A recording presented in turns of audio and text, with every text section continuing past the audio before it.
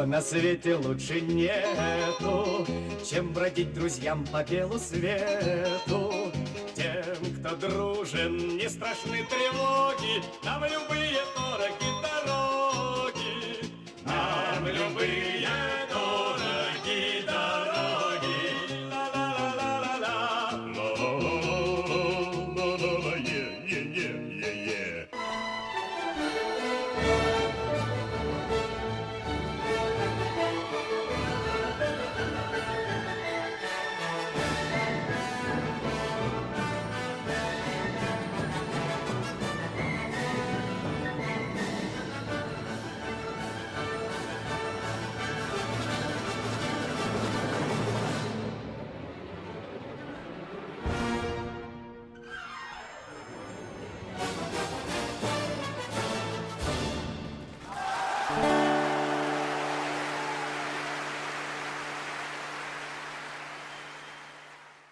Welcome to this new day, a new dawn on our... No. A new dawn with the same shirts. We haven't showered in 3 days. Oh, God. We've been stuck in this room for a long time. We can't get out. Somebody call the police. Sorry, Bernardo, about the smell. So welcome to another episode of the Symphony podcast. My name is Bernardo Miethe, and with me is... Andrew Owen. Thank you. Today we're going to be talking about Shostakovich. Dmitri Shostakovich. Shostakovich. Here we go. Here we go. Look, you're gonna do a foreign dude. You're gonna do some kind of Soviet sympathizer. You gotta expect to have some fun play with his name. Oh my goodness. Dmitri Shostakovich. Very nice. Dmitri Dmitrievich Shostakovich. So, of course, he's a Russian composer, as Andrew already let you know. Oh, come on. He is generally regarded as the greatest symphonist of the mid-20th century. And many of his string quartets, concertos, instrumental and vocal works are also firmly established in the repertoire. His numerous film scores and incidental theater music and 3 ballets are of more variable quality. Yes, some of them are actually quite mediocre. Variable quality, I like. So Shostakovich was at first destined to become a pianist. He studied the piano at his home with his mother, and then at the Petrograd Conservatory with Leonid Nikolaev. He also studied composition with Maximilian Steinberg and formed a close association with the conservatory's principal Glazunov, whose influence is discernible in the crisp scoring of the First Symphony in 1925. 1925, this is when he's living, by the way. So he's early 20th century into the late, not too late. Sorry, we didn't say when he was born. He was born in 1906 and he died in 1975. Yeah, he was the 20th century, sort of. So, but Shostakovich swiftly outgrew the conservatory teaching, and Steinberg, I guess be how you pronounce it in Russia, was later to express incomprehension of some of the dissonant early piano works, notably the first piano sonata and the aphorisms. Aphorisme. You gotta love Russian. Yeah. At this time, Shostakovich had allied himself with the forward-looking principles of the Association for Contemporary Music, which actively promoted the study and performance of contemporary Western music by such composers as Hindemith, Berg, and Schoenberg. Russia didn't think... It's okay, Soviet Union, not a big fan, but I'm sure we'll get into that. Oh, yeah. So the fruits of this phase are seen not only in Shostakovich, stringent piano works, but also in the incidental music that he wrote for Vladimir Mayakovsky, for Mayakovsky's play, which is called Klop, which means the bedbug from 1929. The ballets Zolodoy Vek, which is The Age of Gold, which was written in Leningrad in 1930, and of course Bolt, also in Leningrad from 1931. And the music for the silent film Novi Vavilon. I think I got it right. Yeah, New Babylon, Novi Babylon, Novi Vavilon, from 1929. This last, though rejected by most cinema orchestras as being too difficult, revealed an alertness to dramatic situation and characterization, which manifests itself in later film scores and in his 2 completed operas, Nos, which is The Nose, from 1930, and Lady Macbeth. You can do this. Holy. Okay, Lady Macbeth Kogo Ujezda. Oh man. Lady Macbeth Stenskoga Ujezda. Lady Macbeth Stenskoga Ujezda. Sure. Which of course means Lady Macbeth of the. It doesn't get easier in English, dude.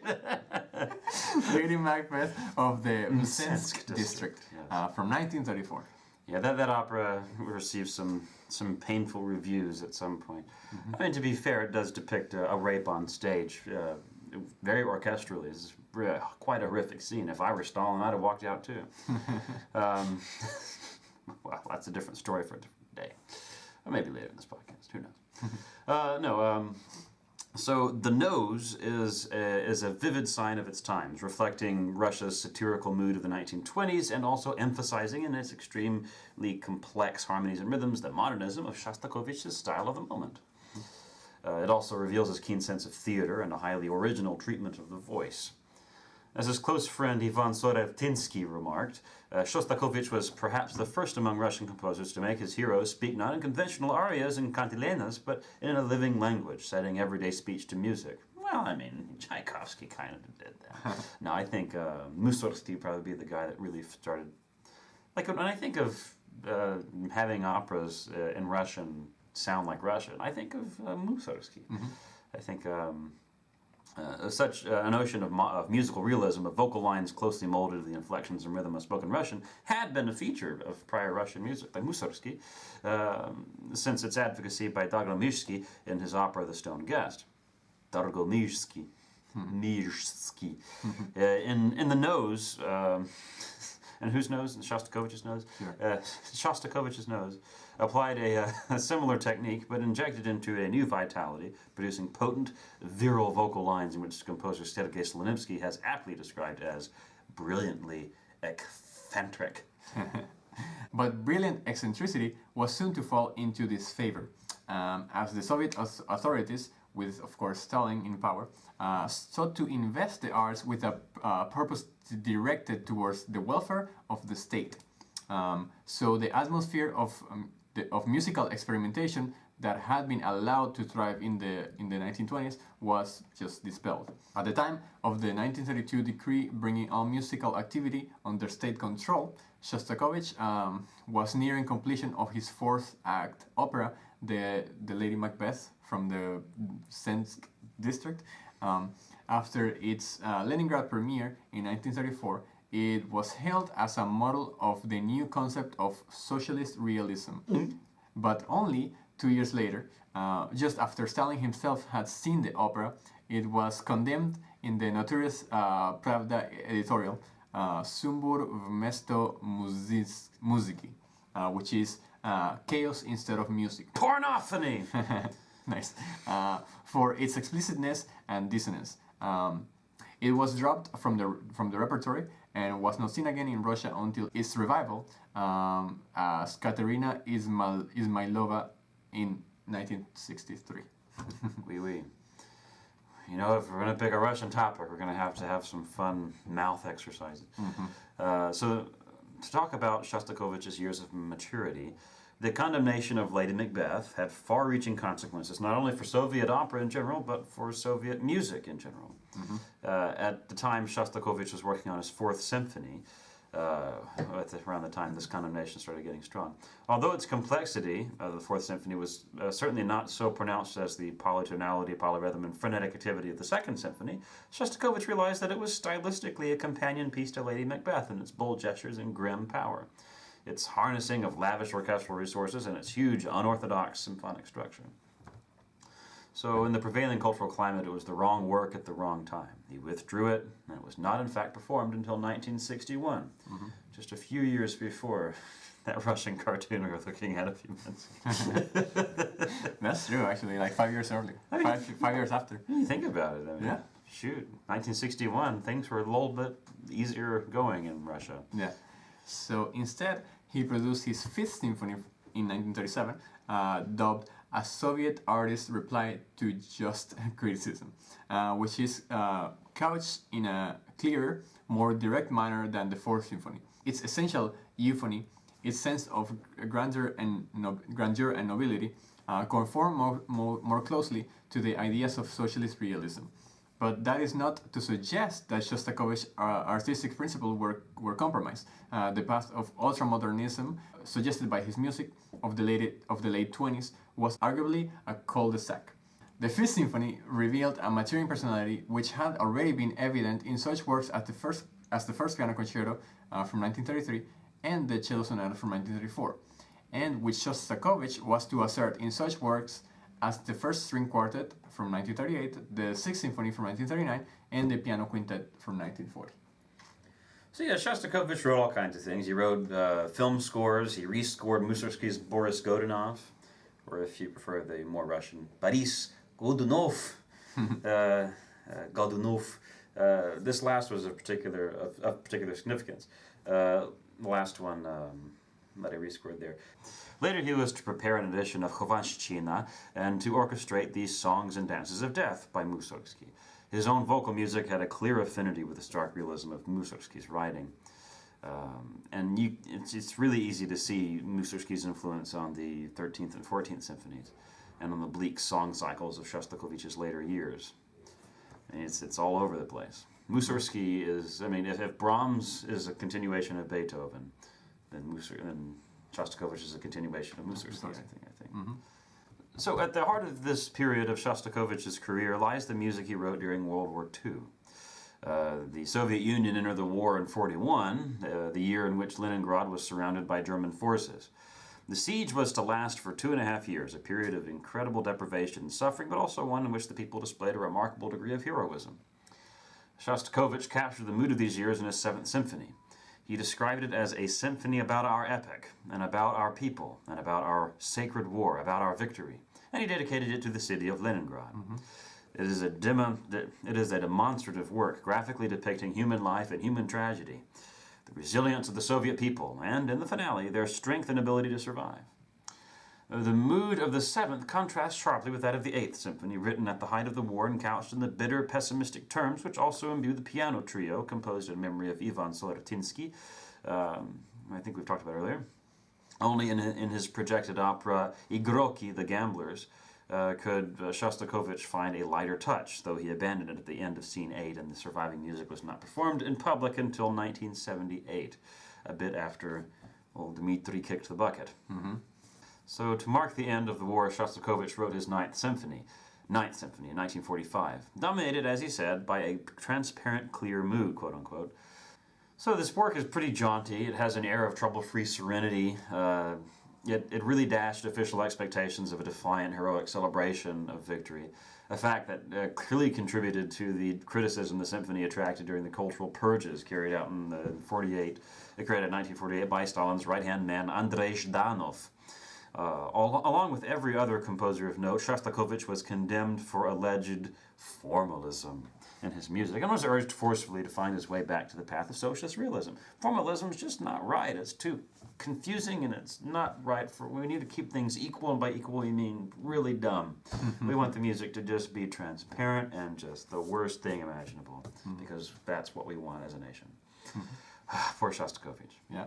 So, as in the crisis of 1936, Shostakovich once again had to take stock in the wake of Zhdanov's criticism. He withheld a few potentially controversial works which were either completed or planned. The first violin concerto, written between 1947 and 48, the song cycle is еврейской народной поэзии. There you go. Which means from Jewish folk poetry. Народный, nationalist poetry. Written in 1948, and the Fourth String Quartet from 1949. Instead, he offered to the public a few more film scores and such choral works as the oratorio The Song of the Forest from 1949. Yes, no lesa. Mm-hmm. And the 10 poems on text by revolutionary poets from 1951. And the cantata The Sun Shines Over Our Motherland from 1952. Над родиной нашей солнце сияет. Oh man, too much I can do. I mean, just a little practice. It's just kind of hard because you don't know where the stress falls out learning the word. With the death of Stalin in 1953, the cultural climate thawed to the extent that Shostakovich's work of the late 40s could be given their delayed premieres. He also completed his 10th symphony, in which the undercurrents of melancholy and dark soul-searching flowing beneath much of his early music came powerfully to the surface. The 10th Symphony is a deeply personal work, making overt use of the musical monogram DSCH. Yeah. Like Bach. It's like BACH, Bach. DSCH. D is D, key of D, or the note D. S is E flat. C is C. H is B natural. Wacky, right? Just to make Dmitri Shostakovich written in German, the first initial, and then SCH. Well, there you go. Perfect pitch, man. Do you have perfect pitch? Kinda. Kinda. Some days. That's what they all say. People who say that totally haven't. Let's see. But yeah, this work, this 10th Symphony, makes use of this monogram DSCH, and as such, it was the subject of a vigorous 3-day debate at the Moscow branch of the Union of Soviet Composers. Man, do we have unions of America like I imagine just this thing out in the swamp, this big dome building. It's just you zoom in, you see all these people in costumes. No, wait, that's the League of Evil or something. Some commentators felt that the symphony was non-realistic and attacked its pessimism. Others stressed that the Soviet composer ought now to be guided by his own artistic instincts, particularly since the process of de-Stalinization was allowing for independence, courage, and experimentation in music. From this time onwards, Shostakovich on music became gradually more inward-looking, more concerned to express openly those concerns which he had so far kept largely suppressed. To a greater extent, he withdrew into the intimate medium of the chamber ensemble. He composed 7 of his 15 quartets in his last decade or so, and wrote the Brooding Viola Sonata from 1975 in his last year. He also composed a number of song cycles reflecting the preoccupations with irony, terror, and death which colored his later life. Satires from 1960, two works by Sasha Krony, 7 romances on poems by Alexander Bloch from 1967, 6 poems of Marina Tsvetaeva from 1973, and the suite on verses of Michelangelo Buonarroti from 1974. So his last symphonies, culminating in the 15th in 1971, all reveal comparable traits. In the 13th Symphony, for bass solo, male chorus, and orchestra, which should be an oratorio, right? People always be trying to bring people that don't belong in a symphony. I mean, Brahms at least had the decency to say, look, I need piano in this symphony. I'm going to make a piano concerto out of it. Oh well. So in the 13th Symphony, for bass solo, male chorus, and orchestra, he painted a savage, terrifying picture of Stalinist oppression, subtitled Babi Yar. It sets 5 poems by Yevtushenko, and in the 14th Symphony, a song cycle to poems by Rilke, Garcia Lorca, Apollinaire, and Küchelbecker, scored for soprano and bass soloist with a small orchestra of strings and percussion. The deep introspection of his last years is achingly asserted in music of sinister drama, heartrending lyricism, chill gloom, and martial brutality, combining to create a work of harrowing intensity. In case you wanted a thesaurus list of lovely words to describe it. Yeah. Much has been written about Shostakovich's position in the Soviet political scheme, about the wide gap that separates his apparent public works from his more personal ones, like the late symphonies and quartets. He was indeed capable of profound and the banal, on the surface, it may seem odd that in a single year, 1953, he could write the 10th Symphony together with an entirely untroubled ballet suite and a springly concertino for 2 pianos. And also in another year, 1957, he could conceive the massive 11th Symphony and the jaunty lyrical 2nd piano concerto. Similarly, at the very time he was working on the large-scale 4th Symphony, between 34 and 35, he was able to turn his mind to the lightweight cartoon opera, The Tale of the Priest and his workman Balder, between 1933 and 36. But this diversity should not be attributed to political pressure, more to his multifaceted personality, which was able to create music of high artistic merit for all manner of audiences. So yeah, I mean, Shostakovich has a rather confusing relationship with the musical bureaucracy in the Soviet Union. We're not entirely sure exactly how it was, because one of our best resources for understanding it has in recent years been sort of seen as quite incorrect. There's a work called Testimony, the Memoirs of Dmitri Shostakovich, a book that really owes most of its pages to the editor Solomon Volkov's own interpretative mind. Nonetheless, it seems to voice in words the sentiments which are so often strongly expressed in the music. A balanced portrait of the man, which stands out as a beacon of sanity in the current war between Shostakovich experts over what his music really means, is Elizabeth Wilson's collection of reminiscences by his friends and colleagues. And more than any amount of writing, it is the music that should occupy our time. For, as Shostakovich said, by studying my music, you will find the whole truth about me as a man and as an artist. So can't go wrong with that. That's complicated. John Cage would heartily disagree. Music's not going to tell you anything. Yeah. Well, he was just a very complex man. I mean, he was persecuted at some points, by the regime, and he tried to make peace, and then he was persecuted again. He was just in trouble all the time, it seems, from his music. But in recent years, he has gained tremendous fame as a lookalike to Harry Potter. That's completely true. That's completely true. All you have to do is search Shostakovich Potter on Google, and you just see a million people comparing the two. Even the same tie in most of them. Yeah. So we're going to talk today about his Fifth Symphony, which is regarded by many as one of his best symphonies. To me, is the fifth, between the fifth and the 10th. I love those two. So this symphony is it's about 45 minutes in length and has 4 movements. So that's just classical. Traditional.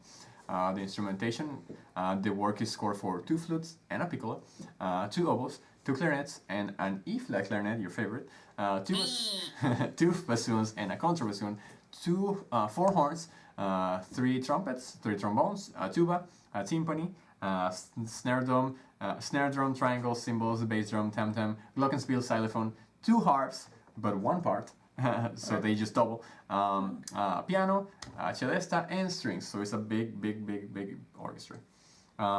Just have to have a lot of friends. Mm-hmm.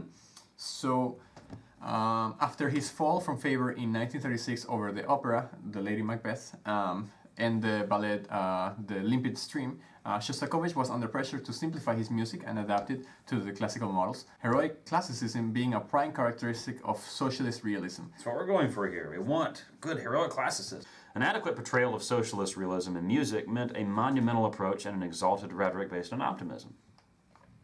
So Shostakovich's music was often considered too complex, technically, to fall under the strictures of socialist realism.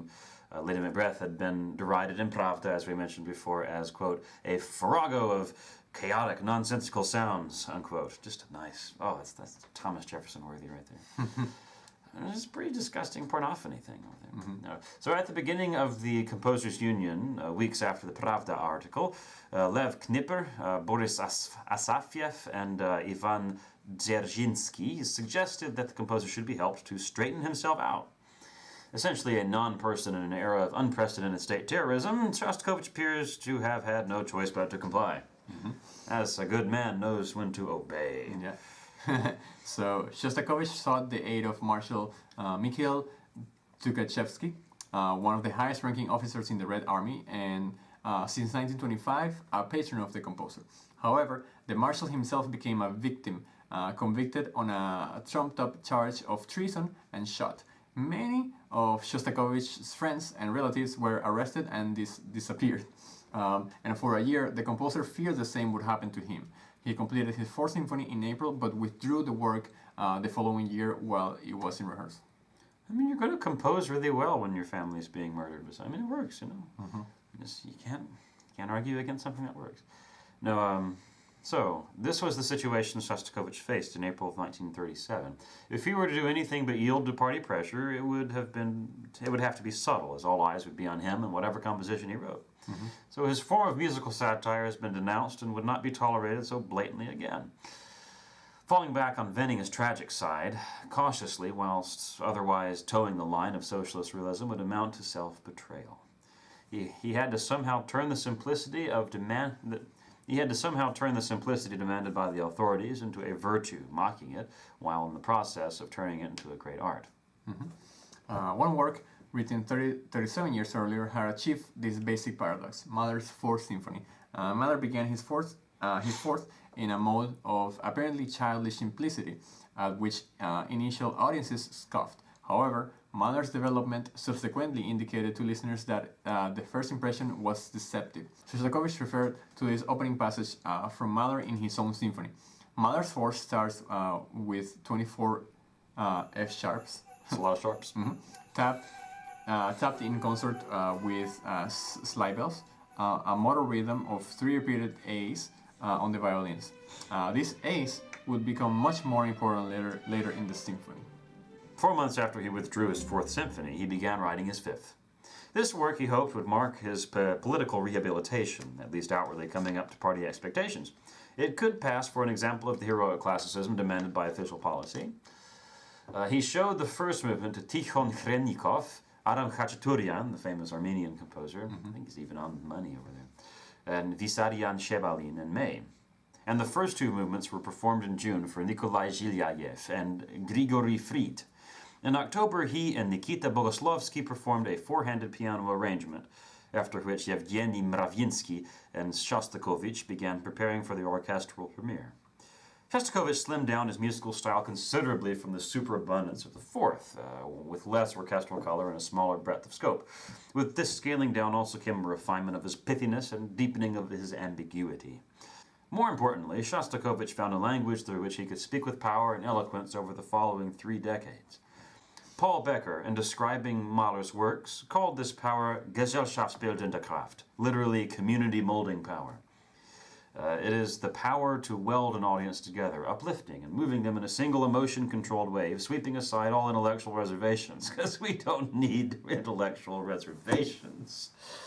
Those are for Germans. So, the symphony, called Shostakovich's son Возрождение. Thank you, which is Opus 46, number 1, composed in between 1936 and 37. Most notably in the last movement, which uses a poem by Alexander Pushkin. He's a very important Russian writer, probably the Shakespeare of the Russians, the Goethe of the Russians. And the poem deals with the matter of rebirth. This song is by some considered to be a vital clue to the interpretation and understanding of the whole symphony. In addition, commentators have noted that Shostakovich incorporated a motif from the habanera from Bizet's Carmen into the first movement. A reference to Shostakovich's earlier infatuation with a woman who refused his offer of marriage and subsequently moved to Spain and married a man named Roman Carmen. It's very progressive of him to do that. That's a joke. So, on to the reception of the piece. With the Fifth Symphony, Shostakovich gained an unprecedented triumph, with the music appealing equally and remarkably to both the public and official critics, though the overwhelming public response to the work initially aroused suspicions among certain officials. The then head of the Leningrad Philharmonic, Mikhail Chulaki, recalls that certain authorities bristled at Mravinsky's gesture of lifting the score above his head to the cheering audience, and the subsequent performance was attended by 2 plainly hostile individuals, Vian Surin and Boris M. Yarostovsky, who tried to claim in the face of the vociferous ovation given the symphony that the audience was made up of a hand-picked Shostakovich supporter group. Yet the authorities in due course claimed that they had found everything they had demanded of Shostakovich restored in the symphony. Meanwhile, the public heard it as an expression of the suffering to which it had been subjected by Stalin. The same work was essentially received 2 different ways. Yeah, that's why it's so awesome. It's a double entendre piece. In music, yeah. An article reportedly written by the composer appeared in the Moscow newspaper Вечерняя Moskva. Thank you. A few days before the premiere of the Fifth Symphony. There, he reportedly states that the work is a Soviet artist's creative response to a justified criticism. Justified criticism. I like that. Whether Shostakovich or someone more closely connected with the party actually wrote the article is open to question. But the phrase justified criticism, a reference to the denunciation of the composer in 1936, is especially telling. Official critics treated the work as a turnaround in his composer's career, a personal restructuring by the composer, with the party engineering Shostakovich's rehabilitation as carefully as it had his fall a couple of years earlier. Like the Pravda attack at that time and the opera on the opera Lady Macbeth, the political basis for extolling the Fifth Symphony was to show how the party could make artists bow to his demands. It has shown that it could reward as easily and fully as it could punish. So the official tone of the Fifth Symphony was further set by a review by Alexei Tolstoy, who likened the symphony to the literary model of the Soviet Bildungsroman, describing, quote, the formation of a personality, unquote. In other words, of a Soviet personality. In the first movement, the composer hero suffers a psychological crisis giving rise to a burst of energy. The second movement provides respite.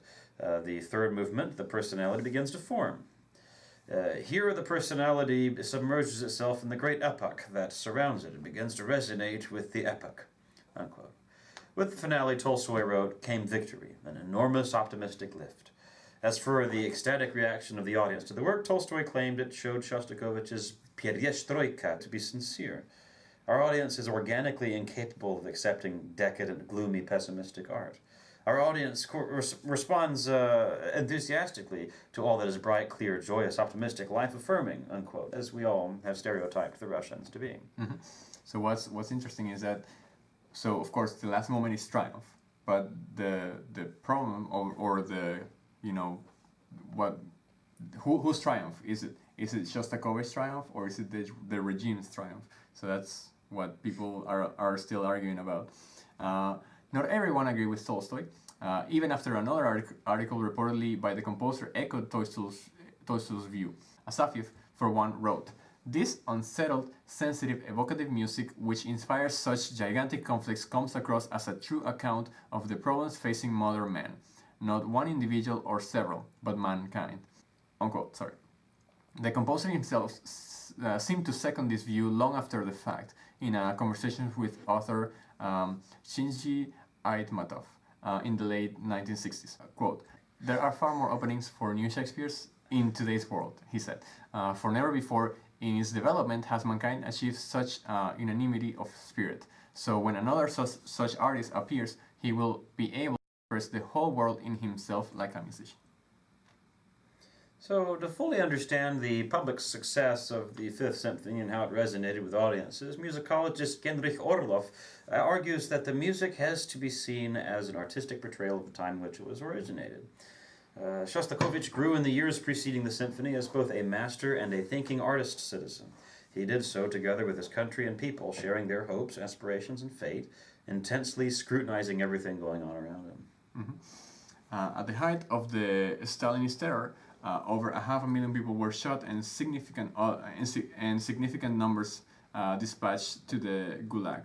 Modern estimates place the Gulag population at roughly 2.5 million.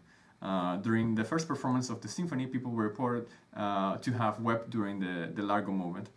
The music, steeped in an atmosphere of mourning, contained echoes of the Panikhida, the Russian Orthodox Requiem.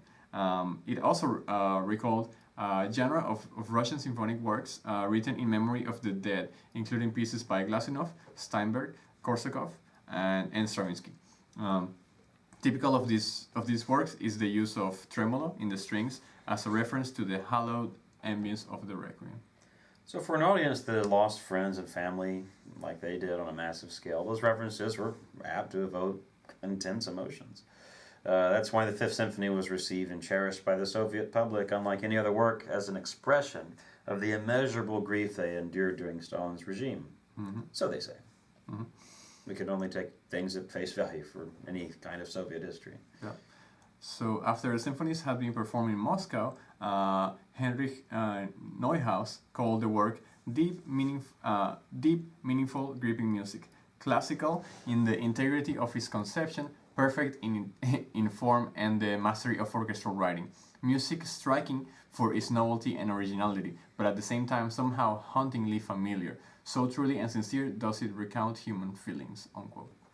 So, by simultaneously pleasing the authorities with the Fifth Symphony while giving the audience an outlet for their sorrow, Shostakovich showed how effectively he had mastered the essence of the Romantic Symphony.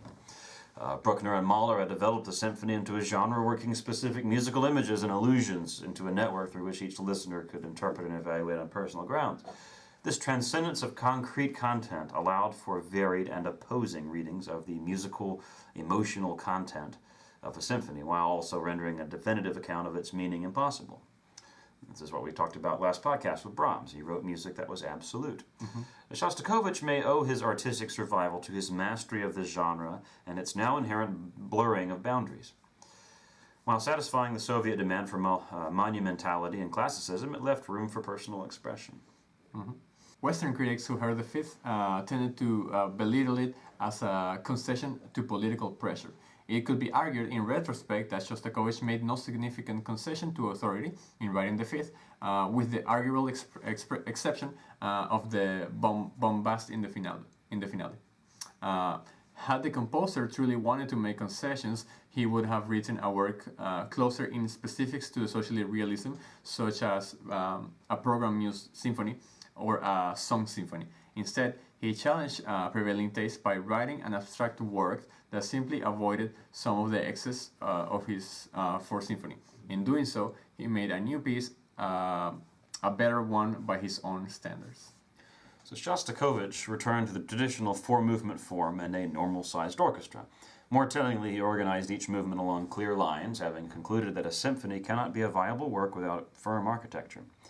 The harmonic idiom in the Fifth is less astringent, more tonal than previously, and the thematic material is more accessible. Nevertheless, every bar bears its composer's personal imprint. It has been said that in the Fifth Symphony, the best qualities of Shostakovich's music, such as meditation, humor, and grandeur, blend in perfect balance and self-fulfillment. The finale of the Fifth Symphony, which has been called grandiose, has remained the topic of continual discussion revolving around the question: is it a Stalinist victory hymn, or is it a parody of one? If it were meant as a parody, the bombast of the coda would have to be deliberately pitched so it would sound ridiculous. This would underline the hypocrisy of the apparent tribute. However, this final moment, often being criticized for sounding shrill, is declared in testimony to be a parody of shrillness representing forced rejoicing. In the words attributed to the composer in testimony, a work, although contributed to Shostakovich himself, is shown to have serious flaws in its credibility. It quotes, "The rejoicing is forced, created under threat," as in Boris Godunov. It's as if someone were beating you with a stick and saying, your business is rejoicing, your business is rejoicing, and you rise shaky and go marching off muttering, our business is rejoicing, our business is rejoicing. This is symbolized by the repeated A's at the end of the final movement in the string and upper woodwind sections. It includes a quotation from the composer's song Rebirth, accompanying the words, "A barbarian painter who blackens the genius's painting." In the song, the barbarian's paint falls away and the original painting is reborn. It has been suggested that the barbarian and the genius are Stalin and Shostakovich, respectively. The work is largely somber, despite the composer's official claim that he wished to write a positive work.